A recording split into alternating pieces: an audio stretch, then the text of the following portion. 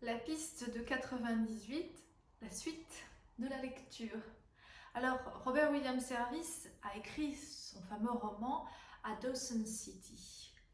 Il y habitait depuis déjà quelque temps et il travaillait à la banque, tout simplement.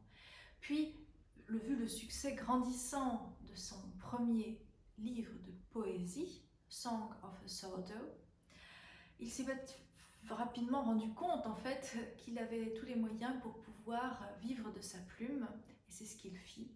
Il démissionna de la banque et s'installa donc dans une ancienne cabane de prospecteurs en rondins qui surplombe la grande rivière Yukon sur les hauteurs de la ville de Dawson. Une ancienne cabane donc, de prospecteurs de la ruée vers l'or qui se situe à quelques mètres de celle où a habité lui-même Jack London. Jack London qui lui a participé à la ruée vers l'or. Et sa cabane est bien plus rudimentaire que celle de Robert Williams Service. Une cabane qui a été laissée à l'abandon à son départ, puis ensuite repris par l'Office des parcs canadiennes, qui en a fait un haut lieu touristique de Dawson City, où pendant toute la saison d'été sont récités des poèmes de Robert Service. On peut la visiter et justement donc se mettre pleinement dans l'atmosphère et dans la peau de Robert Service, s'asseoir dans son fauteuil devant sa machine à écrire et contempler justement le vaste horizon du Yukon et le Midnight Dome où il adorait se promener et voir un petit peu l'horizon à perte de vue et cette nature magnifique, sauvage et indomptable qu'il décrit si bien dans son roman La piste de 98. Donc je vais vous lire à nouveau quelques extraits. Je saute des pages, je conserve l'intrigue de ce roman, qui est aussi un roman d'aventure et aussi un roman d'amour. Et donc là, l'histoire a progressé et je suis au chapitre 10 de La ruée vers l'or. Les chiens. Les chiens se rapprochaient de plus en plus, conduits par une féroce femelle de la rivière Mackenzie. Ils se demandaient pourquoi leur maître ne se réveillait pas. Pourquoi la tente était si tranquille? Pourquoi aucune colonne de fumée ne s'élevait du petit tuyau? Tout était étrangement silencieux. Personne ne les injuriait. Ils ne recevaient pas de coups de fouet et nul bras puissant ne les attelait. Peut-être était-ce un instinct primitif qui les faisait avancer et leur donnait tant de hardiesse. Peut-être simplement le désespoir que leur causait la faim. Ils entraient un à un dans la tente silencieuse. L'homme qui revenait à lui ouvrit les yeux et aperçut à un pouce de sa figure les crocs d'un molosse. Mais celui-ci, le voyant bouger, recula en grognant jusqu'à la porte. Locasto se rendit compte alors que les autres chiens étaient là aussi, ramassés, prêts à bondir, et le regardaient fixement. Que se passait-il? Où était le ver de terre? Où étaient les provisions? Pourquoi le panneau de la tente était-il ouvert et le poêle éteint? Soudain Locasto comprenait qu'il avait été abandonné. Il proféra un juron et tenta de se lever. Tout d'abord, il crut que ses jambes et ses bras étaient raidis par le froid. Mais un regard jeté sur ses membres lui révéla la vérité. Il avait été garrotté. Il fut saisi d'horreur et regarda les chiens. Ils approchaient, menaçants. Il fallait à tout prix qu'il se libérât pour essayer de se défendre. Le ver de terre croyait n'avoir rien laissé au hasard, mais il n'avait pas pris suffisamment en considération la force de cet homme. Locasto tenta de se dégager. Ses liens se tendirent, pénétrèrent dans sa chair. Lorsqu'il relâcha son effort, ils lui semblèrent moins serrés. La grande chienne grise se rapprocha, et Locasto se rappela combien il l'avait privée de nourriture et battue. Maintenant, elle allait se venger. Elle le saisira à la gorge, déchira ses veines, enfoncera ses crocs dans sa chair pantelante. Il la gronda de sa voix habituelle. D'un bond, la bête recula et rejoignit les autres. L'homme fit encore un violent effort. Il sentit à nouveau ses liens se tendre, Puis il eut l'impression qu'il s'était un peu plus relâché. Les chiens ne paraissaient plus avoir peur. Ils se tenaient en cercle à quelques pieds de lui. Ils l'examinaient avec attention. Ils avaient flairé le sang de sa blessure, qu'il portait à la tête, et la bave coulait de leur gueule entr'ouverte. Il les injuria à nouveau, mais cette fois-ci ils ne bougèrent pas. Il tendit à nouveau ses muscles, et il lui sembla qu'il pouvait remuer un bras, qu'il devait se hâter. Les molosses s'enhardissaient.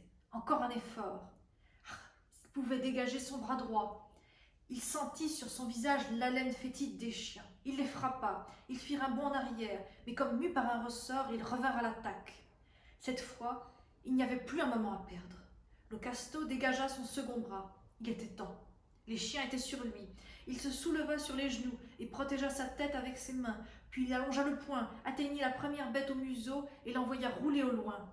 Mais les autres se précipitèrent, le firent tomber, et 2 d'entre eux cherchèrent à l'attaquer au visage. Il était étendu sur le dos, ses mains saignaient. Pourtant, il tenait ferme. Il les étranglait et se servait d'eux comme bouclier. Lentement, il parvint à s'asseoir, jeta l'un des assaillants jusqu'à l'entrée de la tente et asséna aux autres des coups furieux. Ils s'enfuirent en hurlant, mais Locasto tenait toujours la chienne. Il appuya ses genoux sur elle et la courba en cercle jusqu'à ce que son épine dorsale se rompît. Alors il se leva et se débarrassa de ses derniers liens. Il était blessé, sanglant, mais il avait triomphé. « Ah, le démon !» gronda-t-il. « Il voulait me faire mettre en pièces par les chiens. » Et il regarda autour de lui. Il a tout emporté, le misérable. Ah, pourtant, il a oublié les allumettes. Je pourrais au moins me chauffer. Il ralluma le poêle tout en marmottant. Je le tuerai, je le suivrai jour et nuit, jusqu'à ce que je le rejoigne. Puis je le torturerai, je lui arracherai ses vêtements et je le laisserai nu dans la neige. Il remit ses chaussures, jeta un dernier coup d'œil autour de lui pour s'assurer qu'aucune provision n'était restée sous la tente. Puis avec un dernier grondement de fureur, il partit en courant. Devant lui, il pouvait apercevoir dans la neige les empreintes des pas de son ancien compagnon. Il les examina et remarquait qu'elles étaient pointues et qu'une couche fine de glace s'était formée sur les bords. Il a 5 heures d'avance et il marche vite. Il eut l'idée de s'emparer des chiens et de les atteler, mais complètement terrifiés, ceux-ci s'étaient réfugiés dans les bois.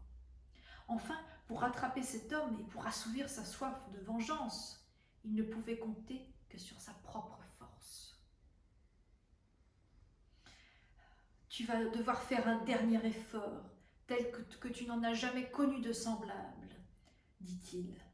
La tête baissée, il s'avança sur les traces du ver de terre. « Heureusement, il lui faut se frayer un chemin, cela me donnera l'avantage. Je marcherai 2 fois plus vite que lui dans ses pas. » Il grinça des dents méchamment et avança avec plus de rapidité encore. Il descendait dans une vallée ouverte dont les neiges immaculées semblaient n'avoir jamais été foulées. De grands pins étaient dressés en sentinelle sur ses flancs et en accentuaient encore la solitude. Sur la grande étendue blanche planait le silence du désert, ce silence dont tous les autres paraissaient dériver. Pourtant, lorsque Locasto regardait autour de lui, il n'avait aucune crainte dans son cœur. « Ce maudit pays ne peut pas me vaincre !» s'écria-t-il. Il faisait froid, un froid mortel, et tandis qu'il courait, chacune de ses aspirations semblait lui brûler les poumons. Ses yeux lui faisaient mal, ses cils gelaient, des glaçons se formaient dans ses narines, et il commençait à saigner du nez. Il s'arrêta un instant. Malédiction sur cette infernale contrée. Il était resté sans manger depuis la veille et l'air glacé lui donnait une faim terrible. Il n'avait rien, il ne pouvait rien se procurer avant d'avoir rejoint le ver de terre. Il atteignit un endroit où l'homme qu'il poursuivait avait évidemment campé, car il y trouva des cendres d'un feu. « Il a tout de même des allumettes », se dit-il navré. Il chercha ardemment s'il ne découvrirait pas quelques vestiges de nourriture, mais ne vit rien et repartit. La vaste plaine l'enveloppa d'obscurité, et il fut obligé de s'arrêter. Oh, qu'il avait faim! Après une terrible marche, il atteignit l'endroit où l'homme qu'il poursuivait avait campé. Il trouva encore des traces du feu. La nuit était splendide. Locasto ramena les cendres. Il se blottit pendant les 18 heures qui devaient s'écouler avant que revînt le jour. Mais il ne voulait pas s'endormir, de crainte d'avoir les jambes gelées. Il coupa alors une lanière de ses bottes et la tendit au-dessus du feu. Le cuir grésilla. Il le porta à sa bouche. La chaleur lui fut agréable. Mais ses fortes dents elles-mêmes ne parvinrent pas à l'entamer. Il le déchira alors en plus petits fragments qu'il avala. Enfin, l'aube parut, une aube livide. Locasto reprit la piste. Il se sentait plus maintenant aussi vaillant. La faim et la perte de sang qu'il avait subie l'avaient affaibli, de sorte que son pas se ralentit. Cependant, il continua. La vengeance et la haine le poussaient. Il examina les traces qui s'étendaient devant lui et constata sur leur bord étaient toujours couverts de gel. Il ne gagnait pas autant de terrain qu'il l'avait espéré. Pourtant, il ne perdit pas courage. L'homme pouvait se reposer un jour, ou dormir trop longtemps, ou se froisser un muscle. Et Locasto se figurait sa joie, quelle sera sa terreur quand il le verrait. Il atteignit maintenant un vaste plateau. Le ciel avait l'apparence d'une grotte congelée. La terre couverte de son linceul blanc s'allongeait, morne, à l'infini. Il frissonna. Puis la nuit vint et il alluma à nouveau un feu. Il avala encore quelques parcelles de cuir rôti et fut obligé de faire des efforts violents pour ne pas s'endormir. Pendant qu'il était accroupi là, sa barbe et son visage brûlaient, tandis que son dos lui paraissait vêtu de glace. Parfois il se retournait pour le réchauffer aux flammes, mais un instant seulement, car il détestait faire face au silence, à l'obscurité, à l'ombre où la mort le guettait. À l'aube, le ciel était de plomb, le froid moins perçant, mais la trace des pas dans la neige s'allongeait, interminable. Où diable peut-il donc aller ? Se dit-il les sourcils froncés. Je pensais qu'il se dirigeait vers Dawson. Il a dû changer d'avis ou prendre une fausse direction. Par l'enfer, c'est cela. Le misérable s'est trompé de route. Locasto avait un sens d'Indien infaillible en ce qui concernait la distance. Je ne peux pas le suivre plus longtemps. Je suis déjà allé trop loin. Je suis exténué. Il faut que je me sauve moi-même, pendant qu'il en est encore temps. Il faut que je regagne Dawson. Il prit une direction qui faisait presque un angle droit avec la piste qu'il avait suivie jusqu'alors et commença à franchir une chaîne de montagnes basses. La route était difficile. Et tandis qu'il fendait la neige, il se sentait de plus en plus faible. Mais il s'adjura farouchement lui-même. « Courage, mon vieux, il faut te battre !» L'atmosphère était étrangement calme, presque terrifiante. Et l'homme éprouvait de plus en plus l'impression qu'il était enfermé dans une immense cage. Vers le nord, le ciel se montrait menaçant, et l'horizon s'assombrissait sans cesse. Saisi d'effroi, il murmura soudain « Malédiction! Une tourmente de neige! Je suis perdu !» Brusquement, la tourmente l'enveloppa. Il se trouva dans une obscurité profonde qui traversait des tourbillons de neige et de vent. Il ne pouvait voir plus qu'à quelques mètres devant lui, et au milieu des éléments déchaînés, il était plus impuissant qu'un enfant. L'absence de nourriture, l'affaiblissement et le désespoir lui donnaient une nouvelle force, et il avançait sous les terrifiantes rafales comme un taureau furieux. Il avait oublié la faim, il avait même oublié son désir de vengeance, pour ne se souvenir plus que de l'imminent péril. En avant, se répétait-il sans cesse. Une seule halte, un seul instant, et c'est la mort. Depuis longtemps, ses pieds avaient perdu toute sensibilité, à partir des chevilles, et il lui semblait lourd, comme du bois. Locasto supposait qu'ils étaient le gelé. Il les souleva, puis les regarda s'enfoncer à nouveau dans la neige. Il frappa ses mains inertes contre sa poitrine sans parvenir à leur rendre vie. Un désir intense de se coucher dans la neige s'empara de lui. Que la vie était belle pourtant. Locasto eut une vision rapide des grandes cités qu'il avait habitées, des festins auxquels il avait pris part, des théâtres qu'il avait fréquentés, des triomphes qu'il avait connus. Pourtant, il lutta encore 1 heure, 2 heures, 3 heures. Où allait-il? Peut-être tournait-il en cercle? Il était comme un automate. Il ne pensait plus à rien. Il remuait, et c'est tout. Ses pieds se levaient et s'abaissaient. Il sortait des crevasses de neige, faisait quelques pas, tombait, rampait, puis lorsque le vent furieux s'apaisait, se relevait. Comme il était fatigué! N'allait-il pas être obligé de s'avouer vaincu? Oh, que c'était dur! Alors qu'il avait été capable de faire tant de choses, soit en bien, soit en mal, hélas, le mal l'avait toujours emporté. Et s'il en avait eu encore l'occasion, il modifierait son existence. Mais pourquoi trembler? Il voulait mourir bravement. Ses mains et ses pieds étaient gelés. Il allait se coucher, se rendre.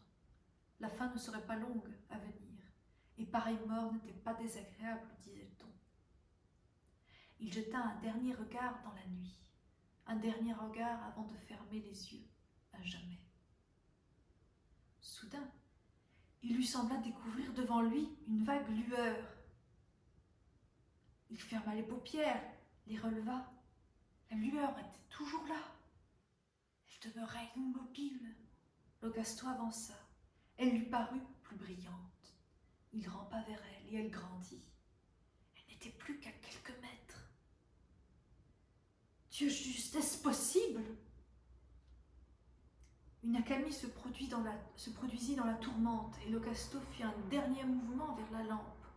Il tomba contre la porte fermée d'une hutte.